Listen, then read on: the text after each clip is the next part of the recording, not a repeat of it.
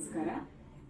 ಇವತ್ತು ಹೆಣ್ಣು ಮಕ್ಕಳನ್ನ ಮುಟ್ಟಿನ ಸಮಸ್ಯೆ ಬಗ್ಗೆ ಸ್ವಲ್ಪ ವಿಷಯಗಳನ್ನ ನಿಮಗೆ ತಿಳಿಸ್ಕೊಡೋಣ ಅನ್ಕೊಂತೀನಿ. ಅಂದ್ರೆ ಮೆನ್ಸ್ಟ್ರುಯಲ್ ಸೈಕಲ್ಸ್, ತಿಂಗಳು ಪೀರಿಯಡ್ಸ್ ಏನು ಬರುತ್ತಲ್ಲ ಹೆಣ್ಮಕ್ಳಿಗೆ, ಅದು ಸುಮಾರು ಜನರಿಗೆ ವಿವಿಧ ರೀತಿಯಲ್ಲಿ ಪ್ರಾಬ್ಲಮ್ಸ್ಗಳು ಇರುತ್ತೆ. ಕೆಲವ್ರಿಗೆ ತುಂಬಾ ಬೇಗ ಆಗುತ್ತೆ, ತಿಂಗಳಲ್ಲಿ ಒಂದು 21 ಡೇಸ್ಗೆನೆ ಕೆಲವ್ರು ಆಗ್ತಾರೆ. ಕೆಲವ್ರಿಗೆ 40 ಡೇಸ್ ಆದ್ರೂ ಪೀರಿಯಡ್ಸ್ ಬರಲ್ಲ. ಇನ್ ಕೆಲವ್ರಿಗೆ ಪೀರಿಯಡ್ ಸ್ಟಾರ್ಟ್ ಆದ್ರೆ ಸಾಕು ತುಂಬಾ ಫ್ಲೋ ತುಂಬಾನೇ ಇರುತ್ತೆ ಅವರಿಗೆ. ಕೆಲವ್ರಿಗೆ ತುಂಬಾ ಹೊಟ್ಟೆ ನೋವು ಅಂತ ಸಂಕಟ ಪಡ್ತಾರೆ. ಇಂಥ ವಿಷಯಕ್ಕೆ ಕೆಲವೊಂದು ಮನೆಯಲ್ಲೇ ನೀವು ಮಾಡ್ಕೊಳ್ಳೋಂಥ ಮನೆ ಮದ್ದುಗಳನ್ನ ನಾನು ಇವತ್ತು ತಿಳಿಸ್ಕೊಡ್ತೀನಿ ನಿಮಗೆ. ಮೊದಲನೇದಾಗಿ ಕೆಲವರು 40 ಡೇಸ್ ಅಂದ್ರೆ ಇವಾಗ ಒಂದು ದಿನ ಆದ್ರೆ ನೆಕ್ಸ್ಟ್ ಮಂತ್ ಕರೆಕ್ಟ್ 30 ಡೇಸ್ಗೆ ಕೆಲವ್ರಿಗೆ ಪೀರಿಯಡ್ಸ್ ಬರಲ್ಲ.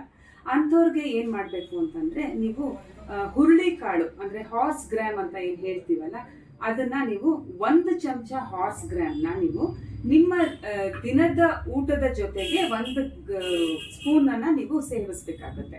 ಅದು ಹುರಿದು ಬಿಟ್ಟಾದ್ರೂ ಉಪ್ಪು ಹಾಕೊಂಡು ತಗೋಬಹುದು, ಇಲ್ಲಾಂದ್ರೆ ಕುದಿಸ್ಬಿಟ್ಟು ಅದರದ್ದು ನೀರು ಕುಡಿಬಹುದು. ಯಾವುದೇ ರೀತಿಯಲ್ಲಿ ಬೇಕಾದ್ರೂ ನೀವು ಅದನ್ನ ತಗೋಬಹುದು. 1 ಸ್ಪೂನ್ ತಗೊಂಡ್ರೆ ಸಾಕು ಒಂದು ದಿನಕ್ಕೆ. ಇದು ಒಂದು ಆಯ್ತು ಅಂದ್ರೆ, ನೆಕ್ಸ್ಟ್ ಅಲೋವೆರಾ ಅಂತೂ ಎಲ್ರಿಗೂ ಗೊತ್ತಿರುತ್ತೆ, ಕೆಲವರು ಮನೆಯಲ್ಲೇ ಬೆಳೆಸಿರ್ತೀರ. ಅಲೋವೆರಾ ಜ್ಯೂಸ್ ಅಂತ ನಿಮ್ಗೆ ಎಲ್ಲ ಆಯುರ್ವೇದಿಕ್ ಶಾಪ್ಸ್ ಅಲ್ಲೂ ಸಿಗುತ್ತೆ. ಆ ಅಲೋವೆರಾ ಜ್ಯೂಸ್ ನ ನೀವು ದಿನಕ್ಕೆ 2 ಟೈಮ್ ತಗೊಂಡ್ರೆ ನಿಮ್ಮ ಒಂದು ಪೀರಿಯಡ್ಸ್ ಏನಿರುತ್ತಲ್ಲ ರೆಗ್ಯುಲರ್ ಆಗಿ ಕರೆಕ್ಟ್ ಆಗಿ ಆಗುತ್ತೆ. ಇದು ರೆಗ್ಯುಲರ್ ಆಗೋದಲ್ದೇನೆ ಕೆಲವ್ರಿಗೆ ಫ್ಲೋ ಸರಿಗಿರಲ್ಲ, 2 ದಿನ ಫ್ಲೋ ಆಗ್ಬಿಟ್ಟು ಸ್ಟಾಪ್ ಆಗುತ್ತೆ. ಅಂಥವ್ರಿಗೆ ಕರೆಕ್ಟ್ ಆಗಿ ಫ್ಲೋ ಆಗುತ್ತೆ. ಅಲೋವೆರಾ ಉಪಯೋಗಿಸ್ಬೇಕು. ಇನ್ನೊಂದು ಅಂತಂದ್ರೆ ಕಪ್ಪೆಳ್ಳು ಅಥವಾ ಬಿಳಿ ಎಳ್ಳು. ಬಿಳಿ ಎಳ್ಳು ಜೊತೆಗೆ ಸ್ವಲ್ಪ ಜಾಗರಿ ಅಥವಾ ಬೆಲ್ಲನ ಮಿಕ್ಸ್ ಮಾಡಿ, ಬೆಲ್ಲದ ಪಾಕದ ಜೊತೆ ಮಿಕ್ಸ್ ಮಾಡಿ, ಇವಾಗ ಚಿಕ್ಕಿ ಸಿಗುತ್ತೆ, ಆ ಚಿಕ್ಕಿನ ಅಥವಾ ಎಳ್ಳಿನ ಪುಡಿನ ಬೆಲ್ಲದ ಜೊತೆ ಮಿಕ್ಸ್ ಮಾಡಿ ತಗೊಳ್ಳೋದ್ರಿಂದ ಅದು ನಿಮಗೆ ಬೇಗನೆ ಕರೆಕ್ಟಾಗಿ ಸೈಕಲ್ ಕರೆಕ್ಟಾಗಿ ಆಗುತ್ತೆ. ಮತ್ತೆ ಇನ್ನೇನು ನಮ್ಮ ಪೀರಿಯಡ್ಸ್ಗೆ 1 ವಾರ ಇದೆ ಅಂದಾಗ್ಲೇ ನೀವು ಪಪಾಯನ ತಿಂತಾ ಬನ್ನಿ.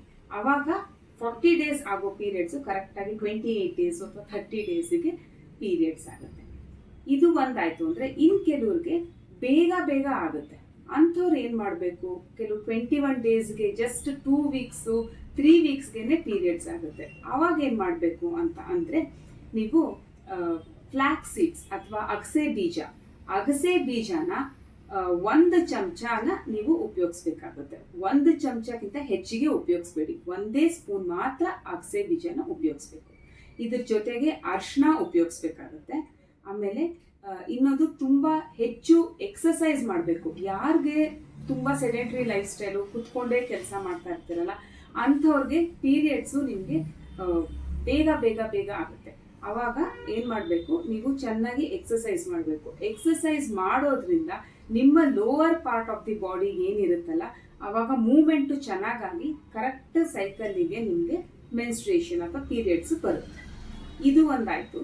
ಇನ್ ಕೆಲವ್ರಿಗೆ ತುಂಬಾ ಹೊಟ್ಟೆ ನೋವು, ರೆಗ್ಯುಲರ್ ಆಗಿ ಪೀರಿಯಡ್ಸ್ ಇರುತ್ತೆ, ರೆಗ್ಯುಲರ್ ಫ್ಲೋ ಇರುತ್ತೆ, ಆದ್ರೂ ತುಂಬಾ ಹೊಟ್ಟೆ ನೋವು ಬರ್ತಾ ಇರುತ್ತೆ, ಒದ್ದಾಡ್ತಾರೆ, ತುಂಬಾ ಪೇನ್ ಕಿಲ್ಲರ್ಸ್ ತಗೋತಾರೆ, ಕೆಲವ್ರಿಗೆ ವಾಮಿಟ್ ಆಗುತ್ತೆ, ರಜಾ ಹಾಕ್ಬೇಕಾಗುತ್ತೆ.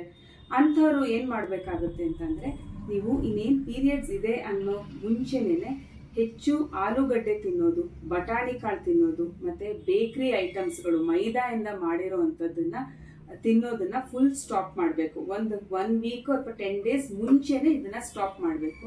ಹೆಚ್ಚು ನೀರು ಕುಡಿಬೇಕು.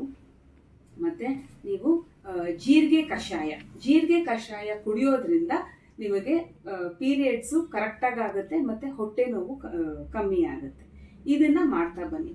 ಓವರ್ ಆಲ್ ಆಗಿ ಈಗ ನಾವು ಚೆನ್ನಾಗಿ ನಮ್ಮ ಒಂದು ಗರ್ಭಾಶಯನೂ ಹೆಲ್ದಿಯಾಗಿ ಇಟ್ಕೋಬೇಕು, ಆರೋಗ್ಯಕರವಾದ ಒಂದು ಗರ್ಭಾಶಯನ ನಾವು ಕಾಪಾಡ್ಕೋಬೇಕು ಅಂತ ಅಂದ್ರೆ, ನೀವು ಹೆಚ್ಚು ಭುಜಂಗಾಸನ, ಪಶ್ಚಿಮೋತ್ತಾನಾಸನ ಇದನ್ನೆಲ್ಲ ನೀವು ಮಾಡೋದ್ರಿಂದ, ಮತ್ತೆ ವಜ್ರಾಸನದಲ್ಲಿ ಕೂತ್ಕೊಳ್ಳಿ. ಊಟಕ್ಕೆ ಕೂತ್ಕೊಂಡಾಗ ಅಥವಾ ಟಿವಿ ನೋಡೋ ಟೈಮಲ್ಲಿ ಸೋಫಾ ಮೇಲೆ ಕೂತ್ಕೊಂಡು ಟಿವಿ ನೋಡೋ ಬದಲು ಕೆಳಗಡೆ ವಜ್ರಾಸನದಲ್ಲಿ ಕೂತ್ಕೊಳ್ಳಿ. ಇದರಿಂದ ನಿಮ್ಮ ಒಂದು ಗರ್ಭಾಶಯ ಆಗಲಿ ಅಥವಾ ಮೆನ್ಸ್ಟ್ರುಯಲ್ ಹೆಲ್ತ್ ಅಂತ ಏನು ಹೇಳ್ತೀವಲ್ಲ, ಹೆಣ್ಣಿಗೆ ಅದು ತುಂಬಾನೇ ಮುಖ್ಯ.